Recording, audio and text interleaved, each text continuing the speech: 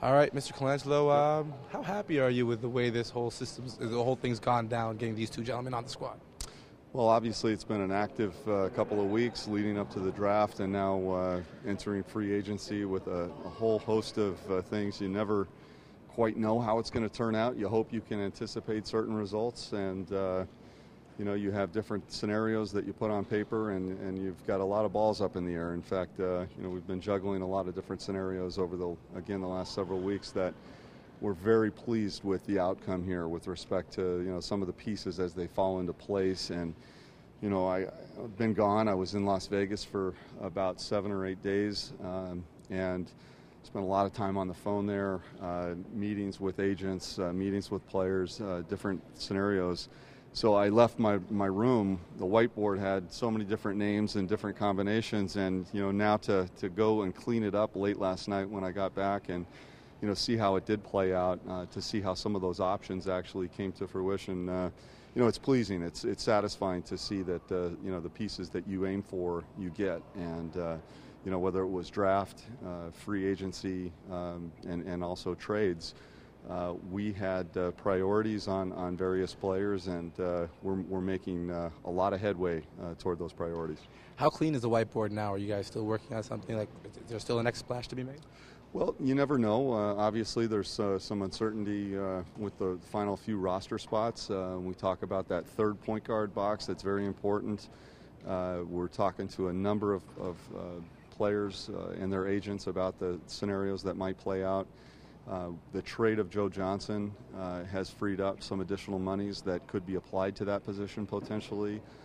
We've talked about our interest in bringing back a guy like Alan Anderson, who was a nice glue piece for us last year down the stretch of the season. We talked about the backup 5 position. Aaron Gray is someone obviously that is someone we're still talking to, and we hope to come to an agreement with soon. He is someone that we think is also a nice piece for us as a team on the court, but an even better piece for this team as a guy in the locker room. And there's going to be a certain camaraderie and chemistry in that room this year that we think is going to be very helpful to us evolving as a team. Bryan, the Jose Calderon situation, for a lot of people, I'm sure they'd love to keep him here, but realistically, is it a better chance that he's going to be moved than kept? I wouldn't say that. In terms of moving a player or even making a decision to amnesty Jose, I think the thing you've got to be prepared for is replacing him. I think whether it's a starting combination of Jose with Kyle backing him up or vice versa, Kyle starting with Jose backing him up, we've got 2 very solid starting caliber point guards, and it's not easy to find that kind of a combination. Now, finding the chemistry around that is obviously something that takes some management. That's something that the coaches are going to ultimately determine their roles.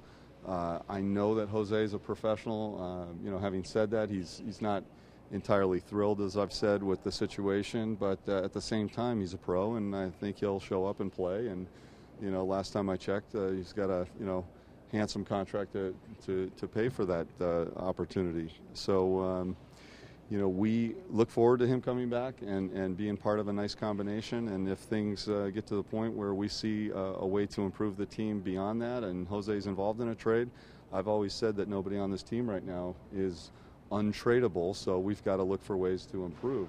Again, if there was a place to turn in terms of going out and signing another player or acquiring another player after amnesty occurred, then you might see us move in that direction. But at this stage, we don't see that being the case, and we're going to continue to pursue means of getting better, with Jose as part of the team right now. So no concern about any lingering bad feelings from him if he had to come back?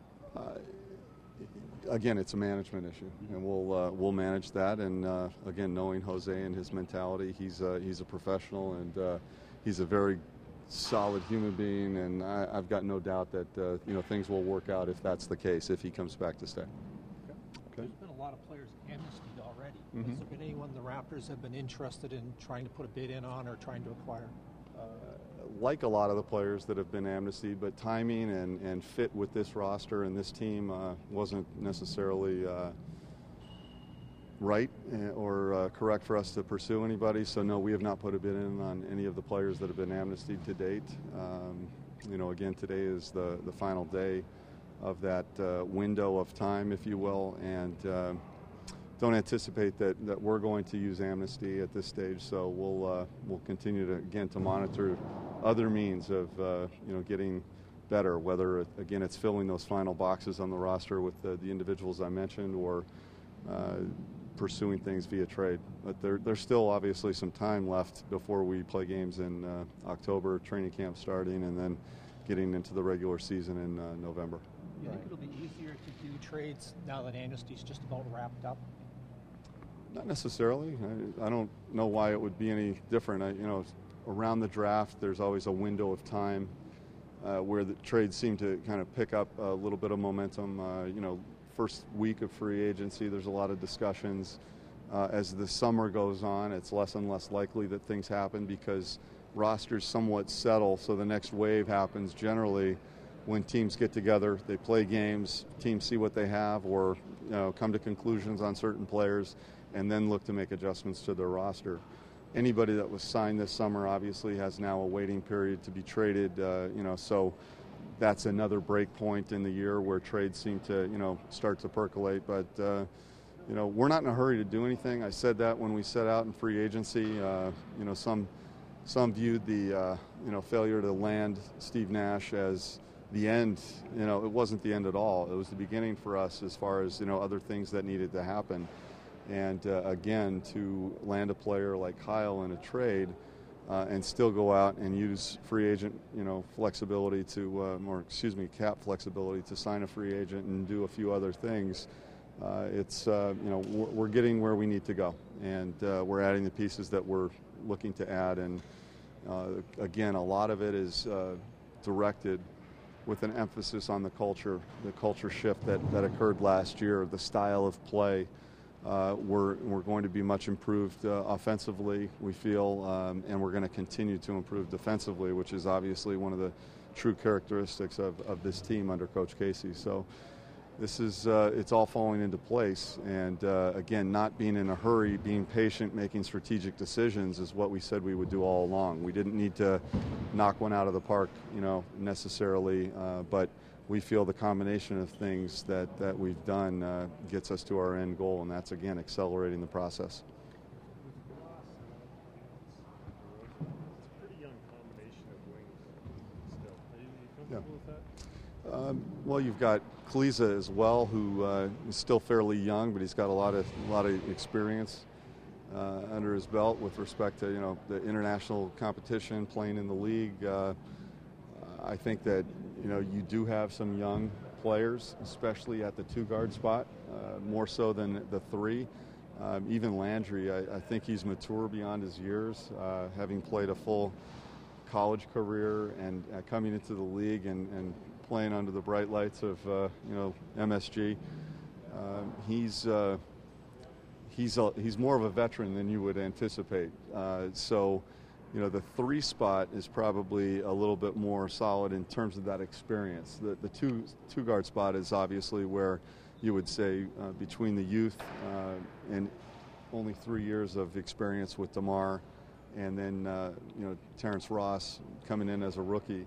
That's probably where there would be some concern, but at the same time, DeMar's really improving each and every year.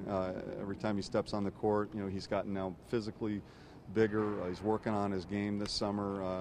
I think he took great strides even just last week with his experience with the U.S. Select team, competing against the senior men's team for USA.